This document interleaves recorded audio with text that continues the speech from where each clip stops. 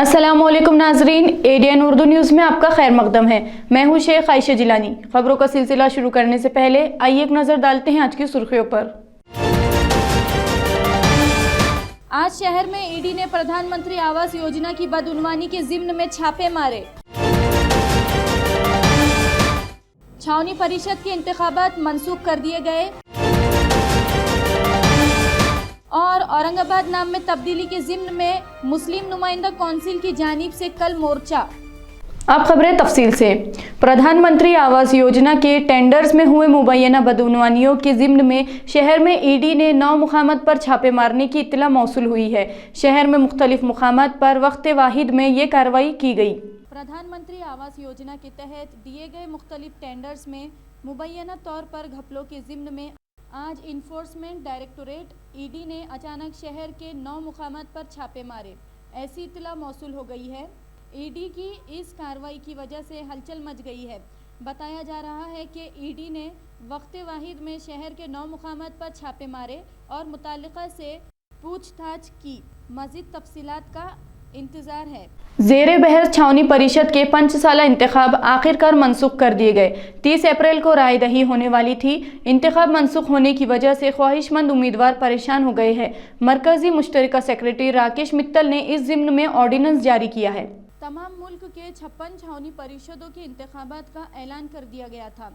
इसमें महाराष्ट्र के अहमदनगर, नासिक, औरंगाबाद, पुणे, नागपुर छावनी परिषद शामिल थे।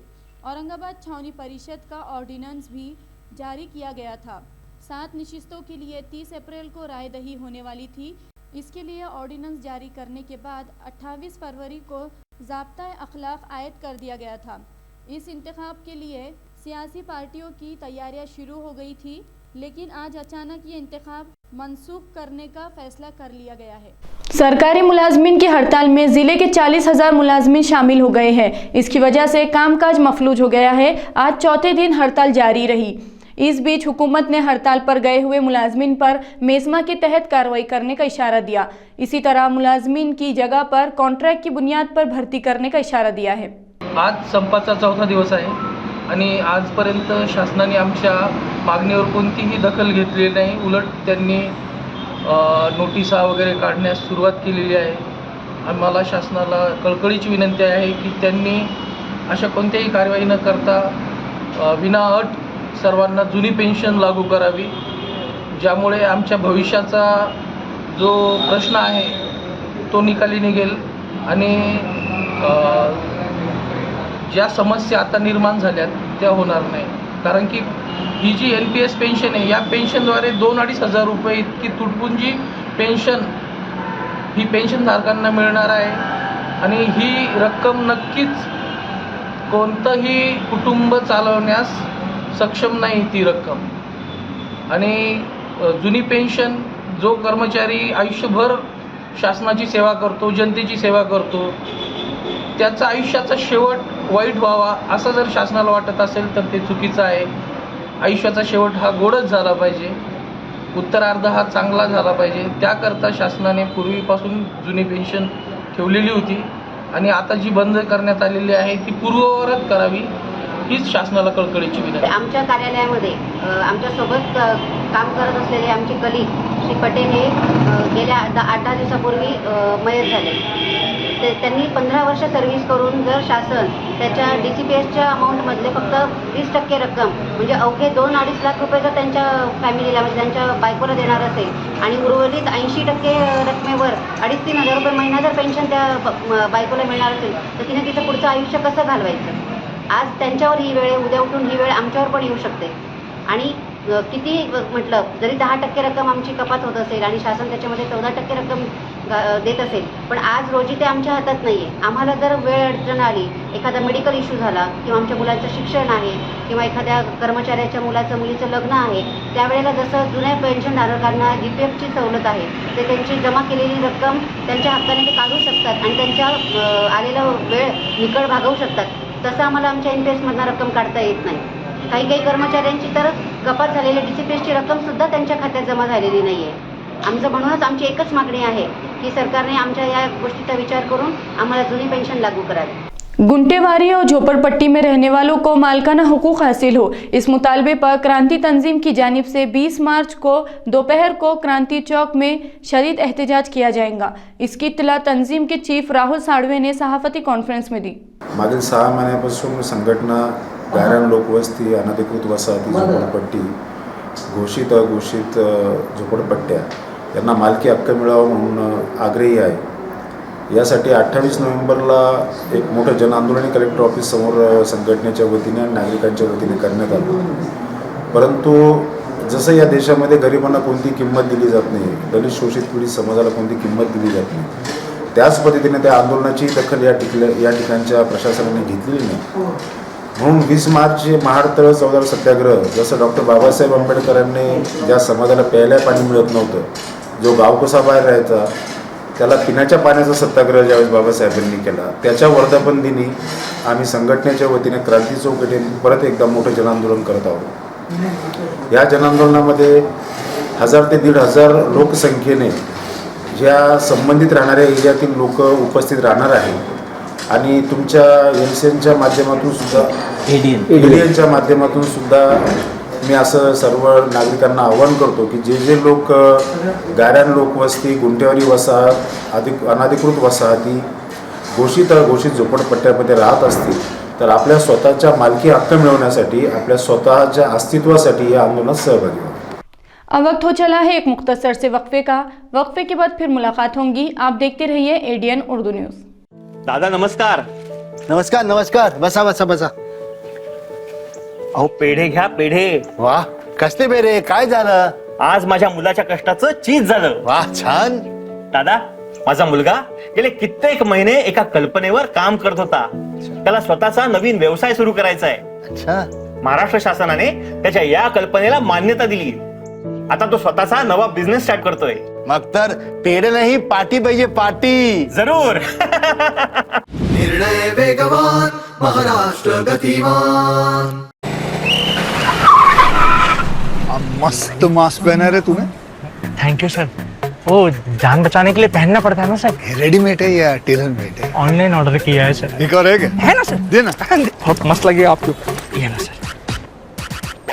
सर सर ना भाई, जान बचाने के लिए बाइक चलाते वक्त सिर्फ खोपड़े पे मास्क पहनेगा तो खोपड़े को कौन बचाएगा? समझ गया सर. हेलमेट ऑनलाइन ऑर्डर कर, वरना हमेशा के लिए ऑफलाइन हो सकता है. Okay sir. ये ले. सलाम. ये भी ऑनलाइन भर दे. हेलमेट पहने, ट्रैफिक नियमों का पालन करे, जिंदगी के सफर को सुरक्षित रखे. वक्फे के बाद आपका दोबारा इस्तकबाल. औरंगाबाद जिले के नाम में तब्दीली के खिलाफ मुस्लिम नुमाइंदा कौंसिल की जानिब से मोर्चे का एहतमाम किया गया है. शनिचर को होने वाले इस मोर्चे में शामिल होने की अपील मुंतजिमीन ने की है. तमाम दीनी जमातों के मुत्तहदा महाज मुस्लिम नुमाइंदा कौंसिल की जानिब से 18 मार्च यानी कल बरोज़ शनिचर दोपहर 2 बजे से divisional commissioner office Delhi gate Aurangabad में एक अजीमुशान धरना रखा गया है. धरने का उन्वान, जैसा कि आप जानते हैं कि औरंगाबाद तब्दीली नाम की तब्दीली की मुखालिफत में ये धरना होने जा रहा है और चूँकि ये हमारा कॉन्स्टिट्यूशनल अधिकार है, हमारा संवैधानिक अधिकार है कि हम जो चीज़ के बारे में अपनी राय रखते हैं, हम अपना प्रोटेस्ट उसके ख़िलाफ़ जो है तो दर्ज कराएं. तो नौजवानों से खुसूसन अपील है कि बड़ी तादाद में इस मोर्चे में शरीक हो और इस मोर्चे को पुरअमन बनाए रखने की भी जिम्मेदारी तमाम नौजवानों और नागरिकों की है, क्योंकि इस तरह के मोर्चे जो संवैधानिक अधिकार के तहत लिए जाते हैं तो हो सकता है कि कुछ शरारती लोग जो है तो उसको नुकसान पहुंचाने की कोशिश करें. तो हमारी जिम्मेदारी है कि हम चौकन्ना रहे, चारों तरफ नज़रें दौड़ाएं. हम जो है तो ऐसे कुछ अनासर अगर हो तो इंतज़ामिया को इत्तला करें और जो वॉलंटियर्स होंगे, जो ज़िम्मेदारान होंगे, उनको इत्तला करें.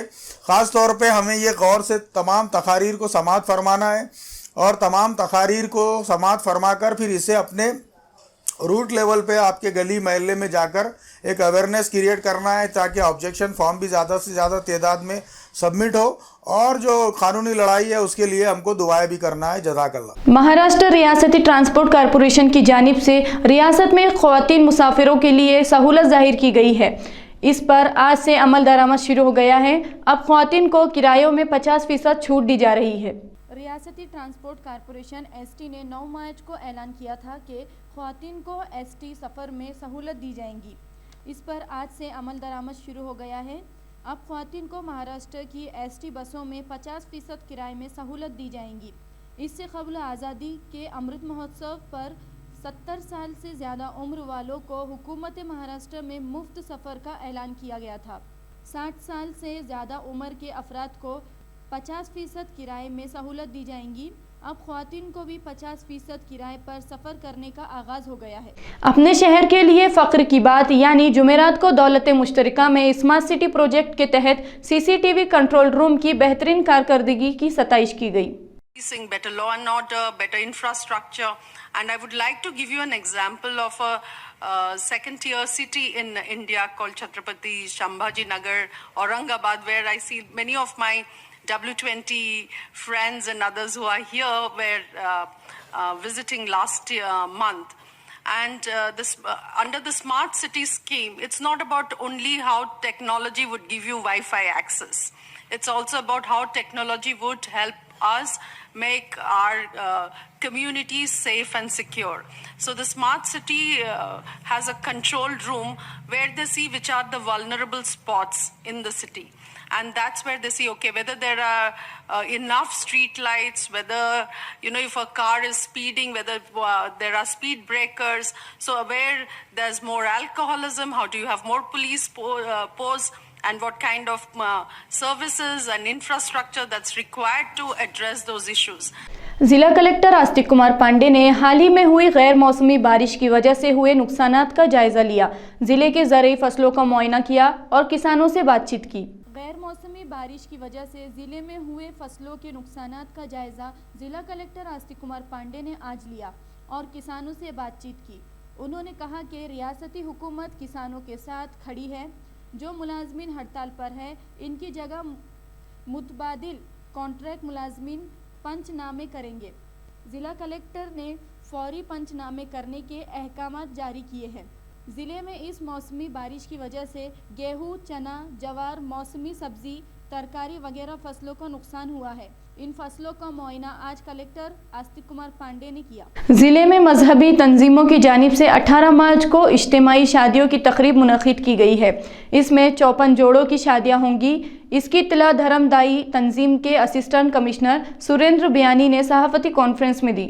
महाराष्ट्र धर्मदायी यांच्या विनंतीनुसार आम्ही सामूहिक विवाहाचा कार्यक्रम आयोजित केलेला आहे। 18 मार्च 2023 रोजी वेरूळ येथे बाबाईच्या आश्रमात आणि त्यानुसार आपण जवळपास 55 जोडप्यांचा आपण सामूहिक विवाह लावत आहोत आणि त्यांना आपण म्हणजे प्रत्येकाला मणिमंगळसूत्र, चांदीचे जोड, भांडे, कपडे असं प्रत्येकाला साहित्य संस्थांपैकी साहित्य देत आहोत आणि हे जो साहित्य गोळा केले आपण सगळ्या संस्थांकडून आणि व्यक्तीकडून त्यांनी दिलेल्या देणगीतून उभा करत आहोत आणि यानंतर समजा जो कार्यक्रम होईल त्यानंतर त्याचा पूर्ण लेखाजोखा हा सगळा जाहीर केला जाईल आणि तो कार्यक्रम तिथे जवळपास सगळ्यांचा त्यात वकिलांचा, सामाजिक सेवेचा सगळ्यांचा हातभार लागलेला आहे आणि सर्वांनी यात सहभागी एवढी आमची सर्वांना विनंती आहे। 18 तारखेला उद्याच्या दिवशी दुपारी 12:30 वाजता बहुतेक ते लग्नाची पूर्ण विधी पूर्ण होईल।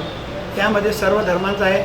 मुस्लिम समाजाचे लोक ते मशिदीमध्ये लग्न लावणार आहे आणि त्यांना प्रमाणपत्र इथून पण दिले जाणार आहे। दुसरं बौद्ध आणि हिंदू पद्धतीने विवाह ते कृष्णेश्वरच्या शांतिगिरी महाराज जिथे आहेत त्या आश्रमामध्ये बाबाजींच्या उपस्थितीमध्ये बाबाजी पण राहणार आहे आणि आपले प्रांताचे धर्मदाय आयुक्तसुद्धा राहणार आहे। या दृष्टीने 55 जोडपे निश्चित झालेले आहेत। एक जोडपा म्हणजे ते आपलं मुस्लिम समाज होतं त्यांचं आपण ते मशिदीमध्ये लग्न लावणार आहे आणि इथे जे 55 जोडपे त्यांचा जीवनोपयोगी साहित्य जे आवश्यक असतं शासनाला जे मान्य शासनाने जी सूचना केलेली आहे त्याप्रमाणे इथल्या सगळ्या धर्मदायिकांच्या कार्यालयामधले मान्यवरांनी या कार्याला पूर्णता दिलेली आहे आणि उद्या माझी विनंती आहे की या शहरामधल्या सगळ्या धार्मिक संस्था, आध्यात्मिक संस्था, राजकीय नेते जे असतील त्यांच्यात यावं, कारण त्यांनासुद्धा आपण या समितीमध्ये स्वागत समितीचे सदस्य म्हणून सगळे आमदार, खासदार, राजकीय मंत्री, सामाजिक कार्यकर्ते या सर्वांना आमंत्रित केलेलं आहे. आणि एक समाजामध्ये संदेश गेला पाहिजे की कमी खर्चामध्ये हा अनाथ आहे जो आपण खर्च करतो, इतका मोठा खर्च करतो, त्या खर्चाला कुठंतरी फाटा बसला पाहिजे आणि तो खर्च आपण चांगल्या त्याच्या व्यवहारात किंवा त्याच्या व्यापारासाठी जर खर्च केला किंवा दुसऱ्या गुंतवणुकीसाठी केला तर त्याचा निश्चितच त्याच्या पूर्ण भविष्यामध्ये त्याला जीवनासाठी त्याचा उपयोग होऊ शकतो, असा एक संदेश समाजामध्ये जायला पाहिजे. त्या दृष्टिकोनातून हे सामुदायिक विवाह सोहळा या ठिकाणी आयोजित केलेला आहे. आपण बघतो की ग्रामीण भागामध्ये शेतकरी आत्महत्या करतात कारण की त्याच्यात लग्नाचा जो खर्च असतो तो सोसत नाही आणि कालांतराने मग व्याजापायी कर्जापायी त्याच्यावर डोक्यावर खूप मोठं कर्ज होतं आणि त्यात दबून जातो आणि मानसिकता त्याची खचून गेल्यामुळे तो आत्महत्या करतो. तर हा एक चांगला एक संदेश जायला पाहिजे. या दृष्टिकोनातून हे आपल्या जिल्ह्याचे धर्मदाय आयुक्त बियाणी साहेब यांच्या मार्गदर्शनाखाली आणि त्यांनी केलेल्या आव्हानानुसार आम्ही सर्व धर्मदाय संघटनांनी या ठिकाणी एकत्र येऊन हा कार्यक्रम या ठिकाणी आयोजित केला है. हा कार्यक्रम उद्या परिपूर्ण होईल. तो नाजरीन, खबरें खत्म करने से पहले आइए एक बार फिर नजर डालते हैं आज की सुर्खियों पर। आज शहर में ईडी ने प्रधानमंत्री आवास योजना की बदउनवानी के जिम्न में छापे मारे। छावनी परिषद के इंतखाबात मंसूख कर दिए गए और औरंगाबाद नाम में तब्दीली के जिम्न में मुस्लिम नुमाइंदा कौंसिल की जानिब से कल मोर्चा। तो ये थी आज की खबरें। कल फिर मुलाकात होंगी कुछ और नई खबरों के साथ। तब तक के लिए अपना ख्याल रखें और देखते रहिए ADN उर्दू न्यूज़, आवाज़ हर दिल की।